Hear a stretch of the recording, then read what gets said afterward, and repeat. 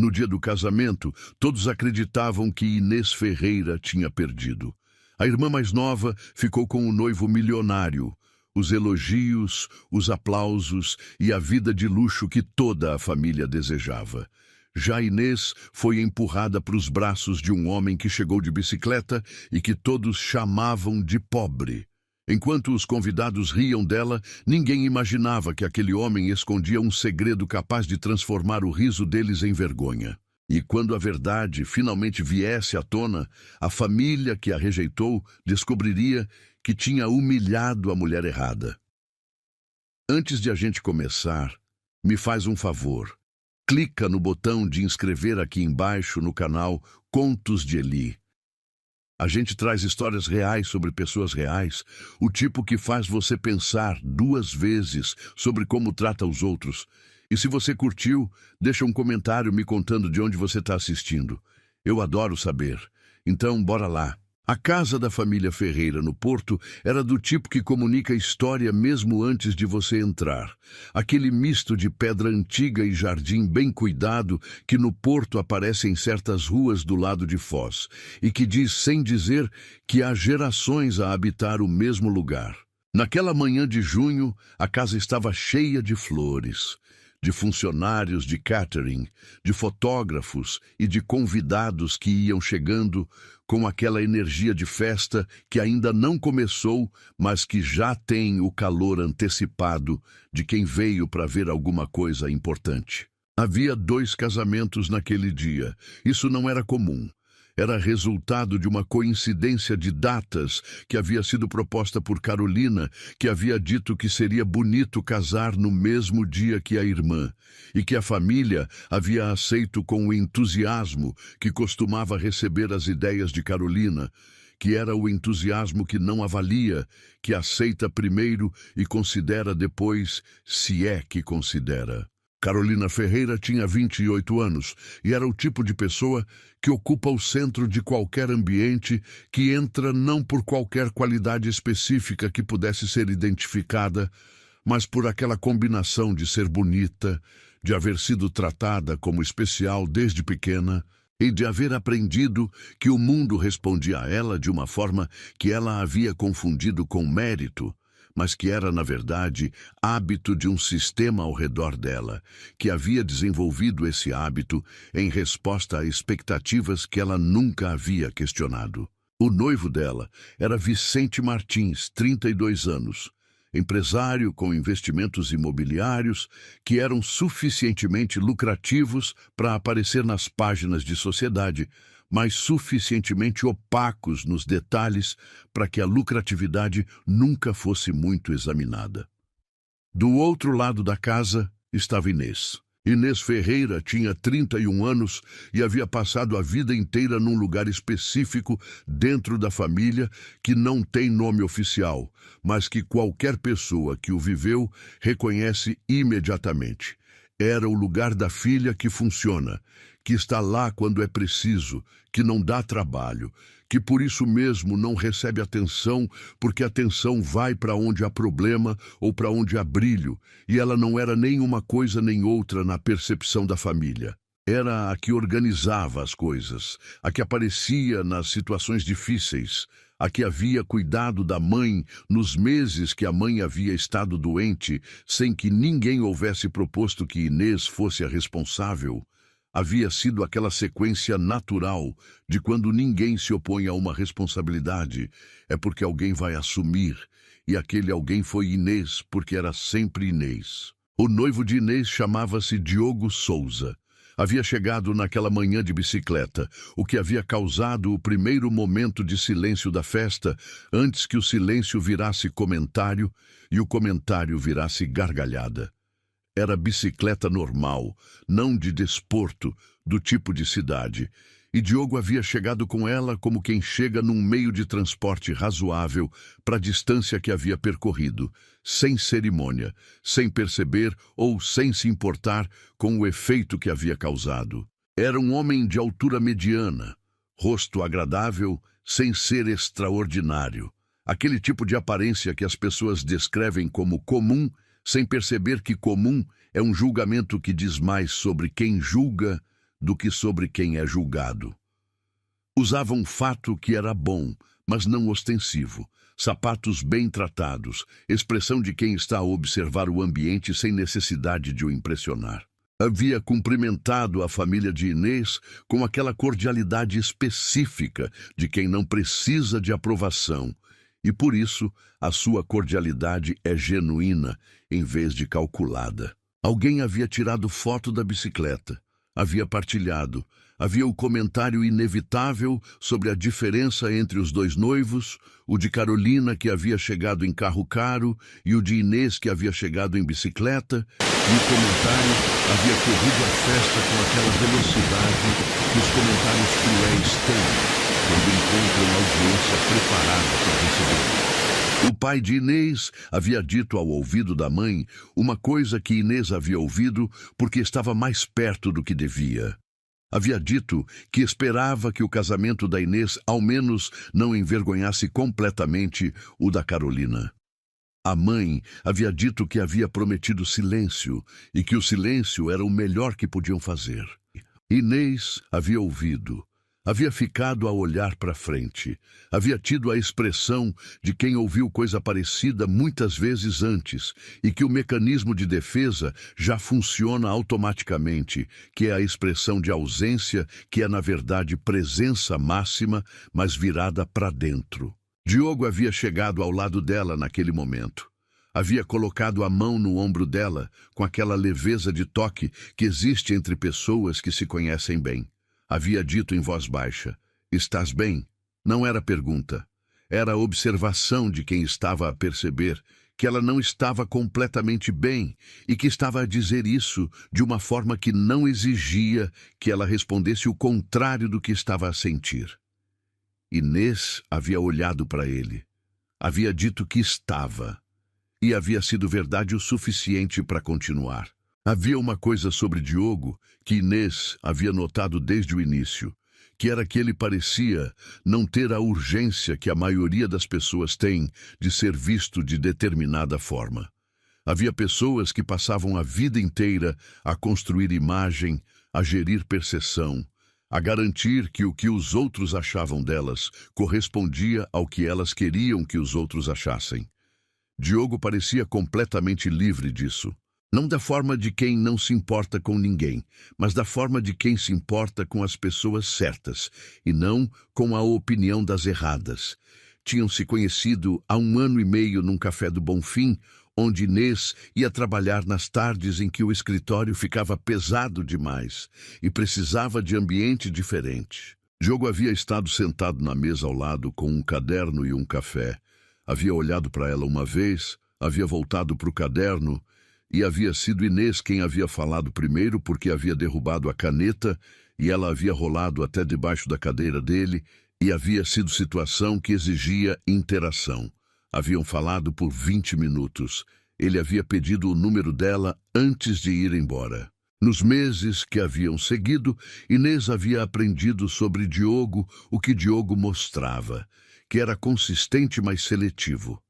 Sabia que havia crescido no norte, que havia estudado gestão, que gostava de caminhar pela cidade, que lia muito, que cozinhava bem e com prazer, que visitava a mãe em Braga uma vez por mês sem falta. Não sabia de onde vinha o dinheiro com que vivia, que havia e que parecia suficiente sem ser demonstrativo. Havia perguntado uma vez, de forma natural. Haviam estado a falar de trabalho, e ela havia perguntado o que ele fazia. Ele havia dito consultoria e havia desviado com aquela habilidade suave de quem não quer mentir, mas também não quer responder completamente. E Inês havia deixado passar porque havia uma parte dela que havia aprendido a não insistir quando a outra pessoa não queria responder, que era um hábito construído em família, mas que se aplicava também fora dela. O que havia apaixonado Diogo em Inês havia sido uma tarde específica que havia acontecido 3 meses depois de se conhecerem. Haviam estado a caminhar no mercado de Matozinhos quando uma senhora idosa havia deixado cair as compras. Inês havia parado imediatamente, havia ajudado a apanhar, havia ficado com a senhora até ter a certeza de que estava bem, havia recusado o obrigado com aquela naturalidade de quem não fez nada de extraordinário. O que havia feito havia sido extraordinário para Diogo, não pelo gesto em si, mas pelo facto de que Inês havia estado a falar com ele no meio de uma história que havia sido a favor dela, que era a história da vez que havia conseguido uma conta grande no trabalho e havia parado no meio da história mais importante da semana para ajudar uma desconhecida e depois havia voltado à conversa sem fazer nenhum comentário sobre o que havia feito. Havia ali a resposta para uma pergunta que Diogo havia estado a fazer de formas diferentes há muitos anos. Havia encontrado pessoa que fazia bem sem precisar de audiência, que ajudava não como estratégia, mas como resposta natural ao que via, que sabia o que era ser invisível e por isso via as pessoas que os outros não viam. Havia também encontrado pessoa que não sabia quanto dinheiro ele tinha e que por isso o amava pelo homem que havia decidido ser naquelas caminhadas e naqueles cafés, não pelo homem que havia nascido num determinado berço. Diogo era o único herdeiro do Grupo Souza Internacional. A empresa havia sido fundada pelo avô, havia crescido nas mãos do pai e havia chegado a Diogo com aquele peso específico de terceira geração, que é o peso de quem herda algo que não construiu, mas que é responsável por manter e por fazer crescer. Havia hotéis, havia participações bancárias, havia empresas de tecnologia em Portugal e em Espanha, havia fundos de investimento com presença europeia. Era o tipo de fortuna que não aparece numa bicicleta de passeio pelo Bonfim. Havia uma razão para a bicicleta que não era pobreza nem performance de humildade.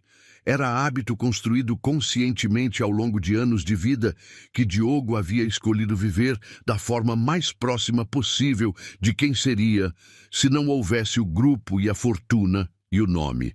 Havia aprendido cedo, depois de relacionamentos que haviam terminado de formas que o haviam ensinado sobre a diferença entre quem o amava e quem amava o que ele representava, que a única forma de saber era garantir que quem o conhecesse não soubesse primeiro o que representava.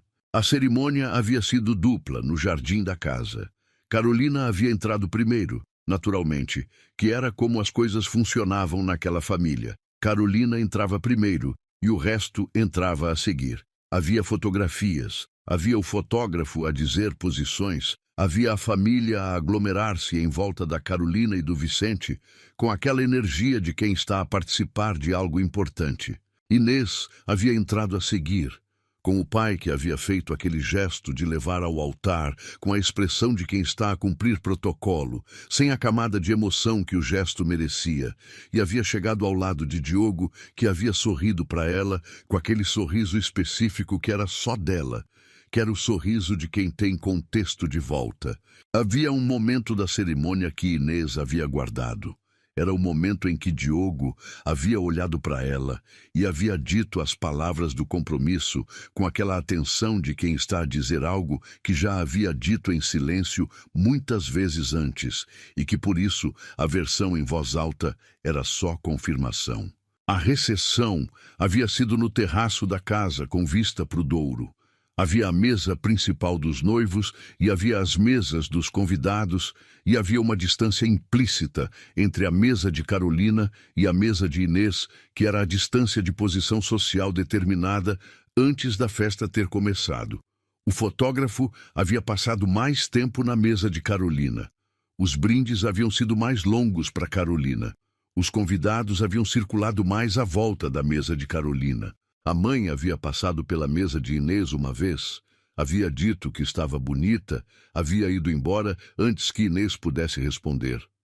A tia havia parado uns minutos, havia feito a pergunta inevitável sobre quando planeavam ter filhos, havia olhado para Diogo com aquele olhar avaliativo de quem está a calcular e que não está a disfarçar bem o cálculo. Havia ido embora com a expressão de quem não ficou satisfeita com o resultado da avaliação. Vicente havia passado pela mesa de Inês no final da noite com o copo de vinho e o ar de quem está a fazer favor de parar. Havia olhado para Diogo com aquela superioridade específica de homem novo rico que está a comparar-se com quem acha que está abaixo e que por isso pode ser condescendente. Havia dito que era bom que Inês houvesse encontrado alguém que havia estado preocupado com a prima e havia dito alguém de um jeito que deixava claro que alguém era concessão e não elogio. Havia ido embora com o copo. Diogo havia assistido a tudo em silêncio, com aquela expressão neutra que Inês ainda não sabia ler completamente, mas que havia de aprender que era a expressão de quem está a registrar coisas com intenção que ainda não revelou. Os meses depois do casamento haviam trazido a continuação do padrão que havia existido antes, que era Carolina e Vicente a aparecerem em ocasiões de família com aquele jeito de quem está a fazer comparação constante e que quer que a comparação seja percebida. Havia os comentários sobre o apartamento de Inês e Diogo, que era bonito, mas que Carolina mencionava sempre de um jeito que ficava claro que a casa dela era outra coisa. Havia os planos de férias que Carolina partilhava com detalhe, como se o objetivo fosse o detalhe. Havia as perguntas sobre o trabalho de Diogo, que Vicente fazia com aquela precisão de quem quer que a resposta confirme a percepção que já tem. Inês havia aprendido ao longo dos anos a viver com esse padrão, e havia algo em ter Diogo ao lado que mudava a textura de viver com ele. Não porque Diogo respondesse ou defendesse, que não fazia, mas porque havia alguém que via o que estava a acontecer e que não o normalizava, que havia uma diferença entre suportar algo sozinho e suportar algo com alguém que reconhece que é para suportar. Havia uma tarde de outubro que havia começado de forma comum e que havia mudado tudo. Diogo havia dito que havia um evento de negócios que precisava de frequentar e que era o tipo de coisa que preferia não ir sozinho se Inês estivesse disponível. Havia dito que era uma conferência anual de um setor que seguia, que havia pessoas que gostava de ver, que seria uma tarde. Havia dito de forma que não havia nada que sinalizasse o que havia de acontecer. Inês havia ido. Havia vestido o vestido de trabalho que usava para reuniões importantes. Havia ido com Diogo de táxi até um hotel no centro do Porto, que era dos que sinalizam um evento sério pela dimensão do hall e pelo tipo de pessoas que circulam. Havia entrado ao lado de Diogo. Havia começado a perceber no primeiro minuto que havia algo diferente no ambiente em relação a eles. Havia sido gradual e por isso mais difícil de identificar do que se houvesse sido súbito. Um homem de 50 anos havia visto Diogo do outro lado do hall e havia mudado a trajetória. Havia chegado, havia cumprimentado com aquela formalidade específica de hierarquia.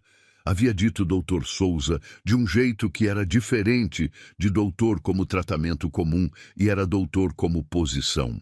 Havia havido um segundo homem, depois uma mulher, depois um grupo de 3 que haviam parado de conversar quando Diogo havia passado perto e 2 deles haviam feito aquele movimento de endireitar postura que acontece quando alguém importante entra no raio de percepção.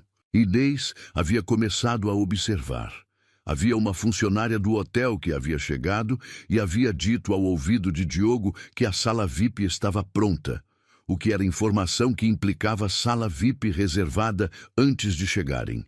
Havia um assessor que havia aparecido com aquele ar de assistente, que não está a ver se o chefe precisa de alguma coisa, mas que está porque é esperado que esteja. Havia um momento específico que havia cristalizado tudo. Haviam entrado na sala principal da conferência e um homem que Inês havia reconhecido de fotografia em jornal de negócios, que havia lido porque trabalhava na área financeira e por isso lia esses jornais. Um presidente executivo de um grupo bancário importante. Havia visto Diogo, havia atravessado a sala, havia cumprimentado com um aperto de mão, que era mais do que aperto de mão entre iguais. Havia dito senhor presidente com aquela naturalidade de hábito. Inês havia ficado imóvel por um segundo. Havia olhado para o Diogo, havia olhado para o homem do banco, havia olhado para a sala de uma forma diferente de como havia olhado antes, com essa informação nova que mudava o que via. Havia uma coisa que acontece quando você descobre que a percepção que tinha de uma situação estava errada de uma forma significativa. É uma sensação física antes de ser pensamento. É algo que acontece no estômago antes de chegar à cabeça. Inês havia sentido isso.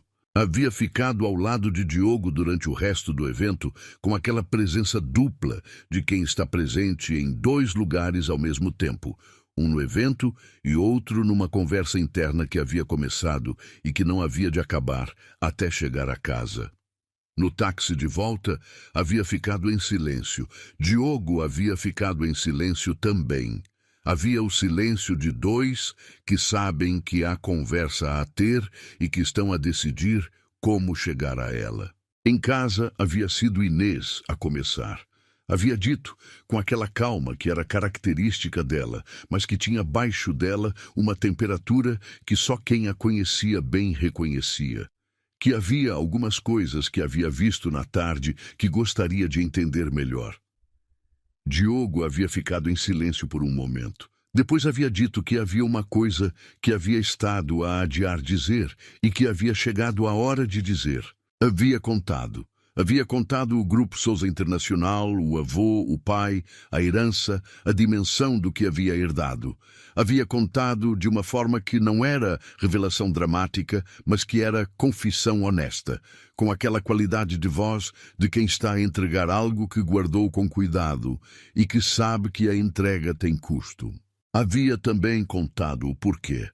Havia contado os relacionamentos anteriores que haviam ensinado as lições sobre diferença entre amor e interesse. Havia contado a decisão de encontrar alguém que o conhecesse sem saber primeiro. Havia contado o mercado de Matozinhos e a senhora com as compras e o que havia percebido naquele momento sobre Inês. Inês havia ouvido tudo em silêncio. Era a calma de quem está a processar e não a de quem não tem nada a processar, que são coisas muito diferentes e que produzem silêncios com texturas diferentes que quem conhece bem a pessoa consegue distinguir.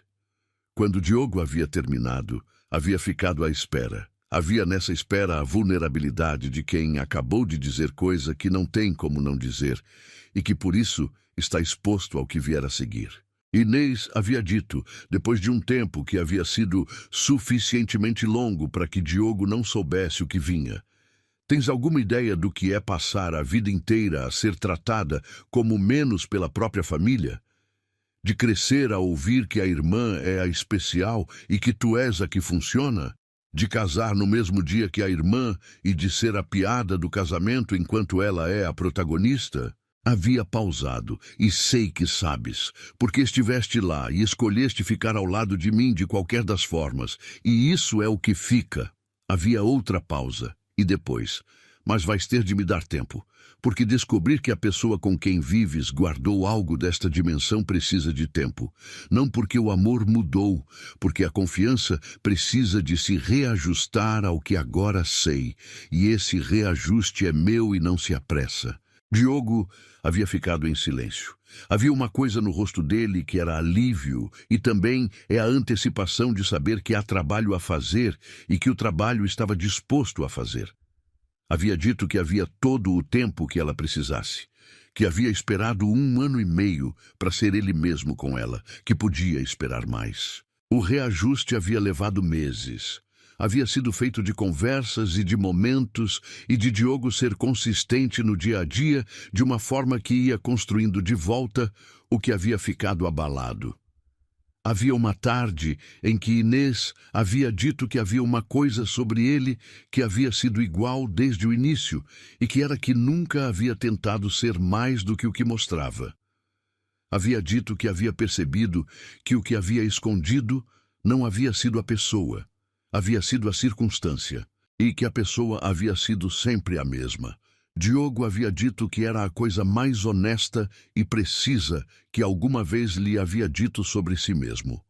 A revelação pública havia acontecido de uma forma que não havia sido planeada, que é a forma como as verdades que ficaram escondidas demasiado tempo costumam aparecer, que é no momento menos conveniente, de uma forma que não controlas. Havia um jantar de família no Natal, organizado pela mãe de Inês, com aquele formalismo das famílias que tem hábito de juntar toda a gente em datas certas e que às vezes tem mais ritual do que afeto. Havia estado toda a família, havia estado Carolina e Vicente, havia estado Diogo e Inês. O jantar havia corrido com aquele padrão de sempre, até ao momento em que Vicente havia começado a falar de um negócio que estava a tentar fechar, investimento imobiliário grande, e havia nomeado a empresa com que estava a negociar.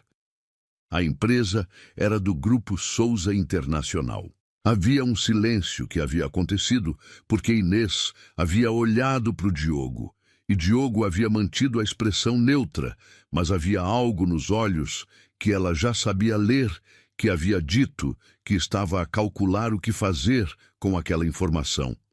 Vicente havia continuado a falar, havia dito que havia estado a tentar contactar diretamente o presidente do grupo há semanas sem conseguir, que havia intermediários, mas que ninguém chegava ao topo, que era o tipo de empresa que protegia bem o acesso ao presidente. O pai de Inês havia dito que aquele grupo era grande, que havia lido sobre ele, que era a família Souza, que o herdeiro era raramente visto em público.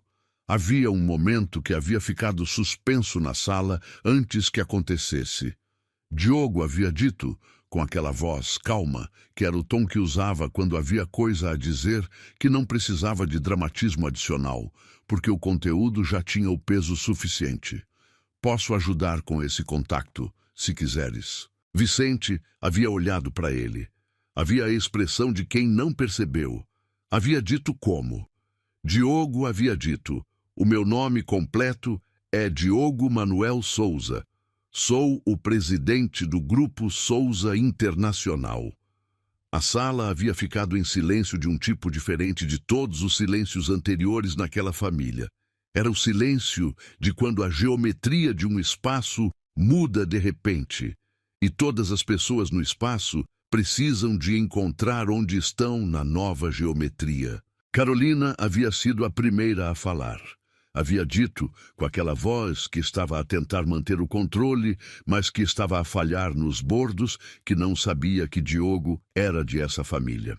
Inês havia dito que também não havia sabido durante muito tempo, e havia dito de uma forma que havia comunicado várias coisas ao mesmo tempo, sem que precisasse de elaborar, que era que havia passado por processo por isso, que havia chegado ao outro lado. E que o que a família de Inês havia pensado sobre o casamento havia sido sempre errado de uma forma que agora era clara para toda a gente naquela sala.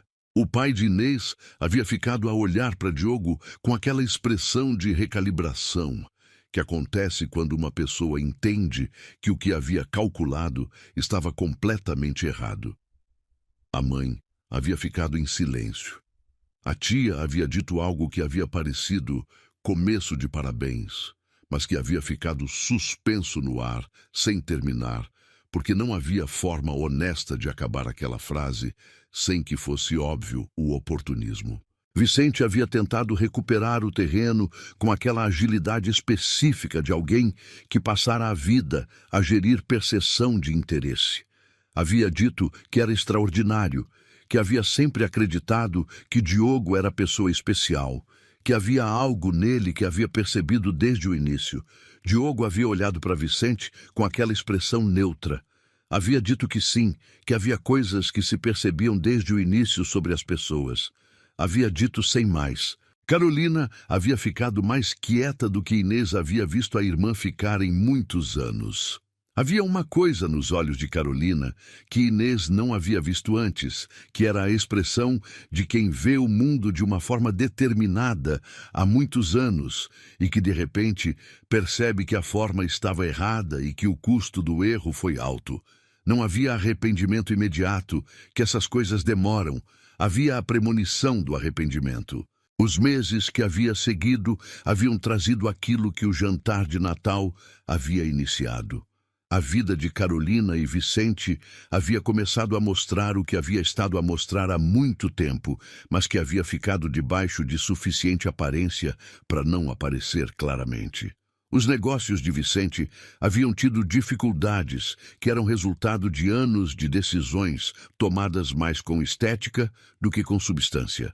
A vida luxuosa havia começado a ter as rachaduras que vidas assim têm, quando o que sustenta por baixo não é sólido. Carolina havia ligado a Inês numa tarde de março. Havia sido a primeira ligação iniciada por Carolina em muito tempo que não havia sido sobre algum evento que Carolina queria que Inês soubesse. Havia sido uma ligação diferente, mais curta, com aquela qualidade de voz de quem está a dizer algo difícil de dizer. Havia dito que havia estado a pensar, que havia coisas que havia feito ao longo dos anos que na altura não havia parecido importante e que agora parecia diferente quando via de outro ângulo. Havia dito que pedia desculpa pela bicicleta. Não havia especificado mais do que isso. Inês havia ouvido. Havia ficado em silêncio por um momento. Havia dito que havia ouvido. Que não havia resposta imediata para dar, porque havia coisas que precisavam de tempo para serem respondidas honestamente. Havia dito que havia tempo. Era o mesmo que Diogo havia dito a ela. O que havia de ser devolvido quando era recebido. Havia uma manhã de primavera em que Diogo e Inês haviam estado a caminhar no parque perto de casa, que era o hábito dos fins de semana que haviam construído sem planear, porque haviam descoberto que manhã, a caminhar juntos, era o melhor sítio para falar de qualquer coisa. Inês havia dito que havia uma coisa sobre a história deles que havia estado a pensar. Havia dito que havia durante muito tempo achado que havia perdido, que havia sido a narrativa do casamento e que havia levado tempo a desfazer-se. Havia dito que havia percebido que a ideia de perder e ganhar havia sempre sido errada porque era a ideia de quem está a competir e que ela nunca havia querido competir, havia só querido ser vista. Diogo havia ouvido. Havia dito que havia uma coisa que ele sabia desde o dia do mercado de Matozinhos. Havia dito que havia pessoas que passavam a vida inteira a querer ser a mais vista na sala. E havia pessoas que passavam a vida inteira a ver as pessoas que os outros não viam. E que as segundas eram sempre mais raras e por isso mais valiosas que as primeiras, mesmo quando toda a gente à volta achava que era o contrário. Inês havia ficado a olhar para frente enquanto caminhavam. Havia dito que havia chegado muito tempo a pensar que o problema dela era não ser como a Carolina. Havia dito que havia percebido que o problema não havia sido dela nenhum. Havia sido de um sistema à volta dela que havia medido errado desde o início. Havia dito uma última coisa naquela manhã que havia ficado com Diogo de uma forma que não acabava. Havia dito que a bicicleta havia sido a melhor coisa que havia acontecido no casamento.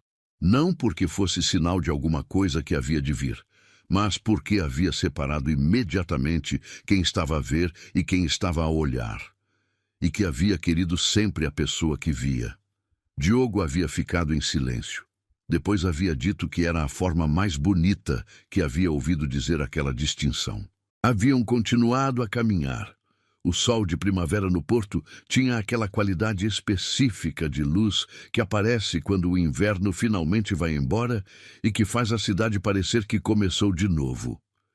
Era o tipo de manhã que não precisa de mais do que ela mesma para ser suficiente. E era suficiente. Se você chegou até aqui dessa história, eu tenho uma coisa para te dizer antes de terminar. Esta história é sobre duas irmãs, mas na verdade é sobre uma escolha que cada um de nós faz todo dia. A escolha de ver ou de olhar. De estar presente de verdade ou de estar para ser visto. Inês passou a vida inteira sendo tratada como a que ficou de fora. E foi exatamente esse lugar que a tornou a pessoa que conseguiu ver quem Diogo realmente era. Não o que ele tinha, mas quem ele era. Isso não é sorte, é caráter. Clica no like agora se essa história tocou você de alguma forma. Compartilha com alguém que precisa ouvir que ser ignorado não é o mesmo que não ter valor, que ser tratado como menos não é o mesmo que ser menos. E que às vezes a pessoa que todos acham que perdeu é a única que sabia o que estava a ganhar. Inscreve-te no canal Contos de Eli para não perderes a próxima história. Saio toda semana com uma nova, sempre sobre pessoas reais e escolhas que mudam tudo. Antes de ires, quero te perguntar uma coisa só. Você já foi o Diogo de alguém? Alguém que viu você de verdade quando ninguém mais via? Ou você já foi o Inês, a pessoa que estava ali sendo invisível até aparecer alguém que finalmente soube olhar? Me conta nos comentários. Eu leio todos. E lembra sempre disso. O maior luxo que uma pessoa pode ter não é dinheiro. É alguém que te vê pelo que és e que escolhe ficar por causa disso. Obrigado por assistir. Isso é Contos de Eli. Inscreve, curte e nunca confundas quem olha com quem vê. São coisas completamente diferentes.